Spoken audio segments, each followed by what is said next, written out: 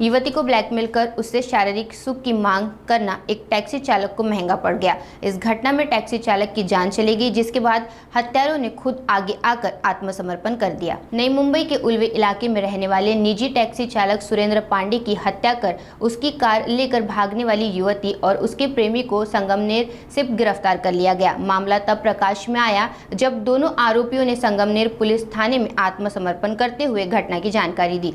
जानकारी मिलते ही घटनास्थल पर पहुंची उल्वे पुलिस को सुरेंद्र पांडे का शव उसके मकान से शत विशत अवस्था में मिला।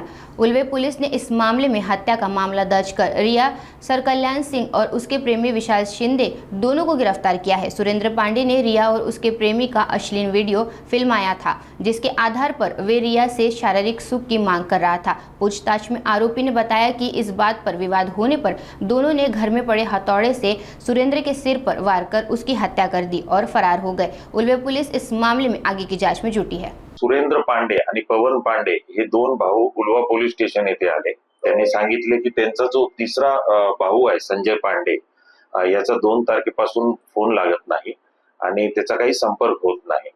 या संदर्भात मिसिंगची आपण कंप्लेंट घेण्याचं काम चालू असतानाच संगमनेर पोलीस ठाणे जिल्हा अहमदनगर इथून एक फोन आला कॉन्स्टेबल आकळे यांचा की त्यांच्याकडे एक मुलगी जिचं नाव रिया सरकन्या सिंग आहे आणि मुलगा विशाल शिंदे हे दोघ जण आलेले आहेत आणि ते सांगतात की त्यांनी 2 तारखेला याच्यातला जो मिसिंग व्यक्ती आहे संजय पांडे याच्या डोक्यावर हातोडी मारून त्याला जखमी अवस्थेत ते दरवाजा बंद करून सोडून इकडे आलेले आहेत आणि मग या गोष्टीबाबत त्यांनी संगमनेर पोलिसांना माहिती दिली। या गोष्टीची पडताळणी करण्यासाठी सिनियर पीआय रजानी आणि त्यांचा स्टाफ या मिसिंग व्यक्तीच्या घरी जेव्हा गेला तेव्हा असं निदर्शनास आलं की बाहेरून कुलूप लावलेलं होतं आणि आतमधून उग्र वास येत होता। मग मध्ये प्रवेश करून पाहिलं तर एक डिकम्पोज्ड बॉडी आपल्याला मिसिंग व्यक्तीची मिळून आली। मग एकदा तो मृत झाल्याचं खात्री झाल्यानंतर हे दोन्ही जे आरोपी आहेत रिया सरकन्या सिंग आणि विशाल शिंदे यांना उल्वा पोलिसांनी ताब्यात घेतलेला आहे।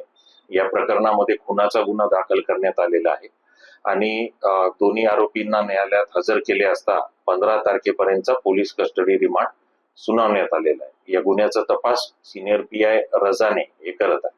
आता याच्यातली महिला जी आरोपी आहे रिया सरकन्या सिंग ही प्रथमदर्शनी सांगते की ती हरियाणाची आहे। आई वडिलांचं नाव तिने अजून रिव्हील केलेलं नाही आणि वैभव शिंदे हा जो आहे तो संगमनेरचाच राहणारा आहे। तो एलटी कंपनीमध्ये कामास आहे। आता बाकीच्या गोष्टी आता पोलीस कस्टडी इंट्रोगेशन मध्ये रिव्हील होते। सध्या ही जी रिया सरकन्या सिंग आहे ही सांगते की तिचा आणि तिच्या मित्राचा संबंधाचा व्हिडिओ या मैतानी बनवलेला होता आणि तो ब्लॅकमेल करणार होता। या कारणास्तव या दोघांनी मिळून हातोडीनं मारल्याचं ती सांगत आहे।